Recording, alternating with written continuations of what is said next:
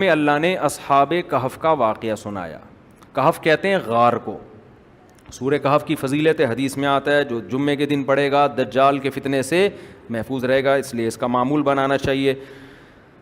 تو پچھلی امتوں میں 3 نوجوان تھے جنہوں نے دین قبول کیا, سارے معاشرے نے ان کا بائیکاٹ کیا, وہ گھر وہ نکل گئے, غار میں جا کے انہوں نے پناہ لی, کتا ان کی رکھوالی کر رہا تھا. 300 سال تک غار میں اللہ نے ان کو سلایا.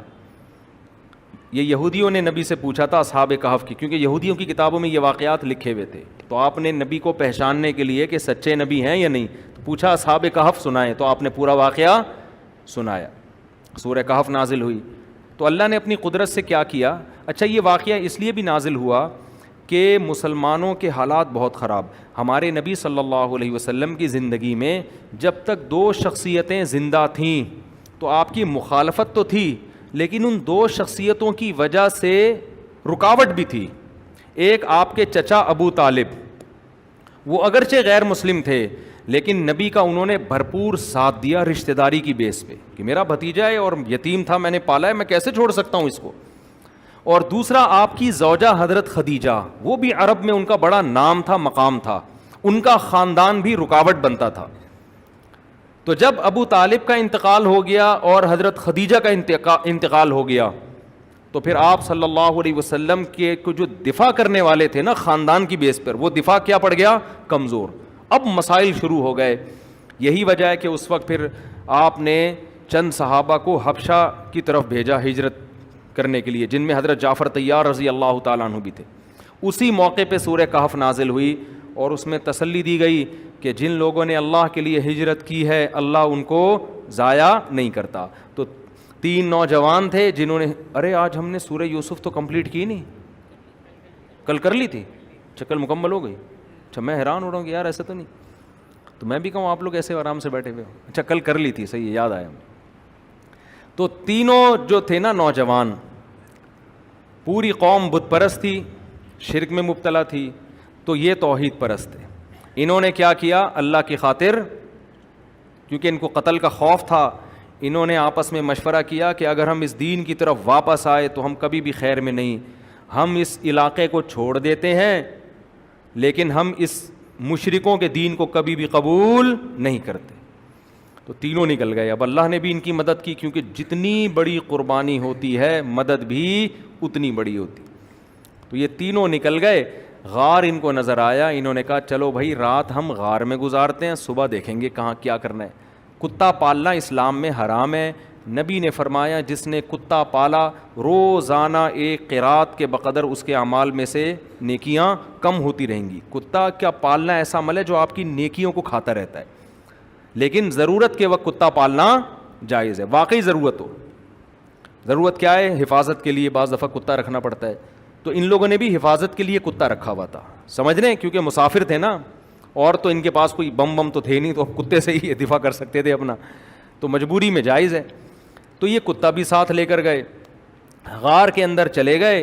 کتا باہر بیٹھ گیا, پاؤں, قرآن کہہ رہا ہے باسطن ذراعیہ بالوسیط, چوکھٹ پہ نا اپنے پاؤں کو, جیسے کتے کا انداز ہوتا ہے نا بیٹھنے کا. اللہ کی قدرت تھی, اللہ کے علم میں یہ بات تھی کہ یہ جو بادشاہ ہے, جو غیر مسلم ریاست ہے, تھوڑے دنوں میں یہ ریاست ختم ہو جائے گی, ایک اسلامی حکومت قائم ہوگی. ظاہر ہے ٹائم لگتا ہے نا. تو اب انہوں نے قربانی دی, بیچارے کہاں جائیں گے, تو کوئی بات نہیں, ان کو اس غار میں 300 سال کے لیے سلا دو. فَلَبِثُوا فِي كَهْفِهِمْ 300 سِنِينَ وَازْدَادُوا 9, کہ 309 سال اللہ نے سلایا ان کو. یہود کے پاس 300 سال ہے, تو دونوں میں تطبیق اس طرح ہے کہ یہود کہتے تھے 300 سال, وہ شمسی لحاظ سے 300 بنتے ہیں, اور چاند کے لحاظ سے کتنے بنتے ہیں, 309 سال بنتے ہیں.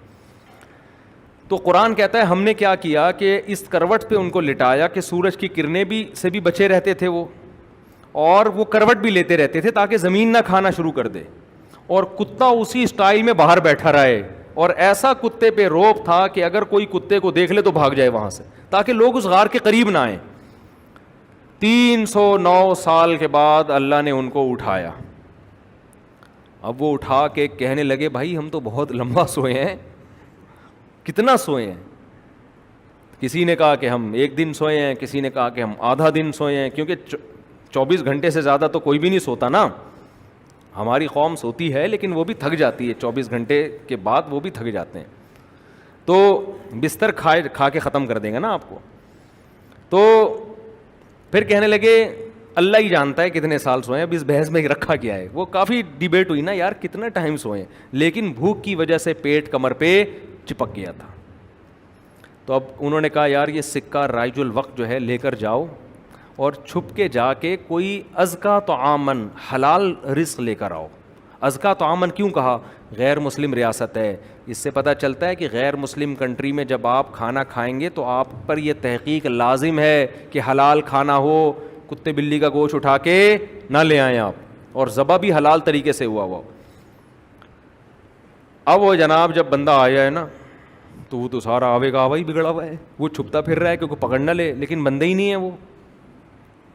پھر اس نے جا کے سکہ دکھایا تو انہوں نے کہا بھائی یہ تو 300 سال پرانے سکے ہیں, کون سے زمانے کا سکہ لے آیا تو. خیر جی قرآن کہتا ہے, پھر تحقیق کی لوگوں نے, ظاہر علامات تھی ان کے پاس, ثبوت تھے جس سے یہ ثابت ہو گیا کہ یہ 300 سال پرانے زمانے کے لوگ ہیں, اللہ نے اپنی قدرت سے ان کو غار میں سلایا. ایسے شواہد لوگوں کو مل گئے. تو یہ اللہ کی قدرت ہے. اس میں اللہ نے یہ بتایا کہ میں جب کسی کی مدد کرنا چاہوں تو اسباب کا محتاج نہیں ہوں. بالکل اسی جیسا واقعہ سورہ بقرہ میں بھی ہے کہ ایک پیغمبر تھے, انہوں نے اللہ سے کہا کہ اللہ تو مردوں کو کیسے زندہ کرے گا. فَأَمَاتَهُ اللَّهُ مِئَةَ عَامٍ, پیغمبر تھے یا کوئی بزرگ تھے واللہ عالم, اللہ نے ان کو موت دے دی اور 100 سال کے بعد زندہ کیا. اور پھر 100 سال کے بعد زندہ کر کے کہا کہ کم لبستا, بتاؤ آپ کتنے عرصے تک آپ پر موت رہی ہے. انہوں نے کہا لبست یوما او بعض یوم, شاید ایک دن. بل لبث 100 عام, کہا 100 سال تک آپ پر موت رہی ہے. فانظر الی طعامک و شرابک لم یتسنى, آپ کے کھانے اور پینے کو میں نے 100 سال بچا کے رکھا, اور وہ جو گدھا جس پر آپ سوار ہو کر آئے تھے اس کی ہڈیاں دیکھو وہ چور چور ہو چکی تھیں. وانظر الی العظام, اب اللہ نے کہا اب دیکھنا میں اس کو دوبارہ گدھا کیسے بناتا ہوں. کیف ننشزها ثم نکسوها لحما, پورا ہڈیوں کا ڈھانچہ بنائے اور دوبارہ اس پہ گوشت آ گیا. تو اللہ نے یہ بتایا کہ میں اس طرح سے ان مردوں میں دوبارہ جان ڈال سکتا ہوں. پھر ابراہیم علیہ السلام کا بھی اسی سے ملتا جلتا واقعہ. ابراہیم علیہ السلام نے اللہ سے پوچھا اے اللہ تو مردوں کو کیسے زندہ کرے گا. اللہ نے کہا اے ابراہیم یقین نہیں ہے. کہا اللہ یقین ہے اور یقین بڑھانا چاہتا ہوں.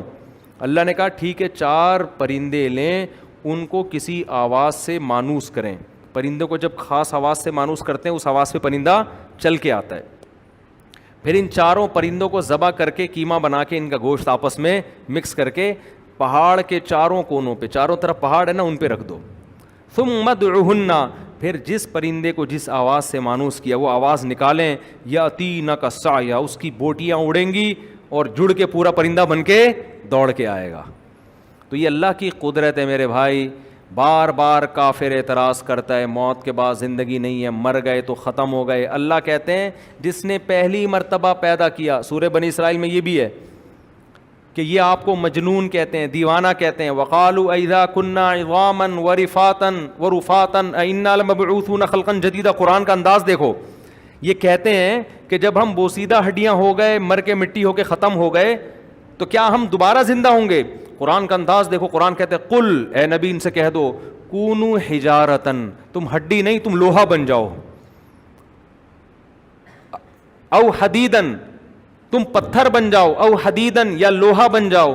او خلقا مما یکبر فی صدورکم, وہ کچھ بن جاؤ جس کے بعد تمہارا خیال ہو کہ اب تو دوبارہ بننا ممکن ہی نہیں ہے, تم ایسا بھی بن جاؤ. قرآن کہتا ہے اب یہ کہیں گے اچھا اگر ہم ایسے بن گئے, جل کے راکھ کر دیا اپنے آپ کو, کون زندہ کر سکتا ہے پھر. قرآن ان کا سوال دہراتا ہے. پھر قرآن کہتا ہے پھر یہ سوال کریں گے تو آپ جواب کیا دیں گے. قل الذی فطرکم اول مرہ, یعنی قرآن سوال بھی خود ہی سکھا رہا ہے. نہیں آئی بات. قرآن کہہ رہے اے نبی آپ ان کو کہیں کہ تم دوبارہ زندہ ہوگے.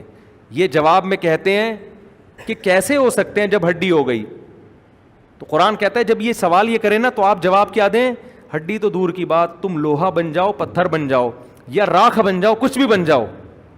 تو قرآن کہتا ہے جب آپ یہ کہیں گے تو یہ فوراً کہیں گے میں یعیدنا، بھائی راکھ بن گئے تو کون بنائے گا؟ ہندو جلا دیتے ہیں نا، کون بنائے گا؟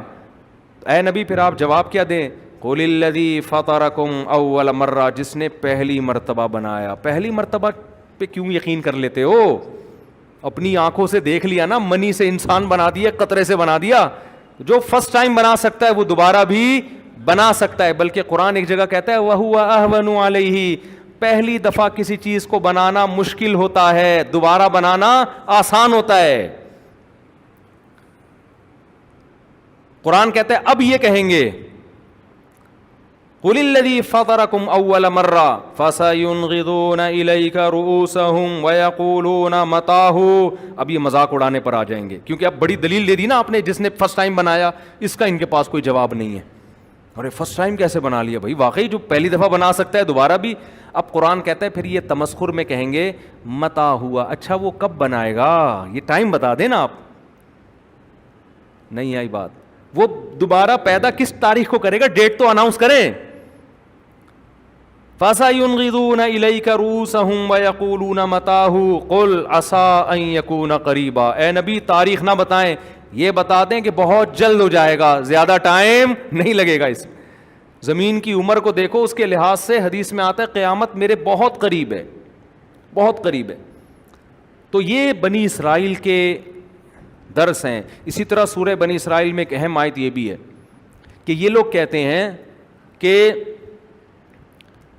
او یکون لک جنۃ من نخیل وعنب فتفجر الانہار خلالها تفجیرا، کہ آپ ہماری طرح کے انسان ہو، آپ ہاتھ سے اشارہ کرو کھجور انگور کے باغات پیدا کر دو. آپ کے پاس تو نہ کھجوروں کے باغات اور نہ انگوروں کے باغات، آپ تو غریب مسکین ہو. او تسقط السماء کما زعمت علینا، آپ کہتے ہو عذاب آئے گا نا، ابھی آسمان کا ٹکڑا ہمارے اوپر گرا دو. او ترقى فی السماء، یا آپ ہمارے سامنے آسمان پہ جاؤ اور ہم پھر بھی یقین نہیں کریں گے جانے کا، آپ وہاں سے قرآن ہاتھ میں اتار کے ہمارے پاس لے کر آؤ. سمجھ میں آ رہی ہے بات؟ قرآن کیا جواب دیتا ہے؟ اے نبی ان تمام باتوں کا ان کو جواب دیں سبحان ربی، میرا رب ہر عیب سے پاک ہے. میں نے خدا ہونے کا دعویٰ نہیں کیا، خدا کا سفیر ہونے کا دعویٰ کیا ہے. اسلام کے دعوے میں کتنی کلیئرٹی ہے، دیکھو 2 اور 2 4 کی طرح بات کو کلیئر کیا گیا ہے. میں نے یہ تھوڑی دعویٰ کی ہے تو خدا کر سکتا ہے، میں خدا تھوڑی ہوں. آگے قرآن کہتا ہے لوگوں کو اس پر اشکال ہو رہا ہے کہ آپ فرشتہ کیوں نہیں ہو، انسانوں کی طرح کیوں ہو. تو قرآن جواب دیتا ہے قل لو کان فی الارض ملائکہ، زمین میں اگر فرشتے رہا کرتے مطمئنین، مستقل ان کا اسٹے یہیں زمین پہ ہوتا، لنزلنا علیہم من السماء ملکا رسولا، تو ہم آسمان سے فرشتے ہی کو پیغمبر بنا کے بھیجتے. رہتے انسان ہے، انسان کو فالو کرتا ہے، فرشتوں کو فالو نہیں کرتا، کیونکہ فرشتے ہوتے انسان اس سے انسیت نہ ہوتی. انسان کہتا ہے یہ نظر کی حفاظت کر لیتے ہیں، ان کو تو عورت کی حاجت ہی نہیں ہے، ان کو تو بھوک کی لگتی نہیں ہے، تو یہ تو حرام سے بچ سکتے ہیں. ایک اور جگہ قرآن اس اشکال کا جواب دیتا ہے کہ پھر یہ اشکال کرتے ہیں کہ اچھا انسان ہوتا فرشتہ انسان کے روپ میں آ جاتا، بھوک لگنا شروع ہو جاتی اس کو، اس میں بھی خواہشات ہوتی، وہ خواہشات سے بچتا، تو ہم کہتے جب یہ بچ سکتا ہے تو ہم کیوں نہیں بچ سکتے. تو اللہ کہتے ہیں اگر ہم اس فرشتے کو انسان جیسا بناتے وَلَلَبَسْنَا عَلَيْهِمْ مَا يَلْبِسُونَ، پھر ایک نئی کنفیوژن تمہارے لیے پیدا ہو جاتی. اس انسان کو اپنے لیے، اس فرشتے کو اپنے لیے پہلے یہ ثابت کرنا پڑتا میں انسان نہیں ہوں، میں کیا ہوں؟ فرشتہ ہوں. پھر تم یہ اعتراض کرتے ہو تو ہماری طرح کھاتا ہے، یہ تو ہماری طرح پیتا ہے، یہ تو ہماری طرح چلتا ہے، یہ کیسے فرشتہ ہو گیا؟ نہیں یاری بات. ایک ایک چیز کو بتاؤ، دنیا کی کوئی مذہبی کتاب ہے جو اپنے اوپر اٹھنے والے اعتراضات کا اتنی کلیئر جواب دیتی ہو؟ ایسی کلیریفیکیشن ہے کسی میں؟ کیسے واقعات بتاتا ہے قرآن، کیسے احکام بھی نیچر کو اپیل کرتے ہیں، واقعات بھی نیچر کو اپیل کرتے ہیں، دلائل بھی نیچر کو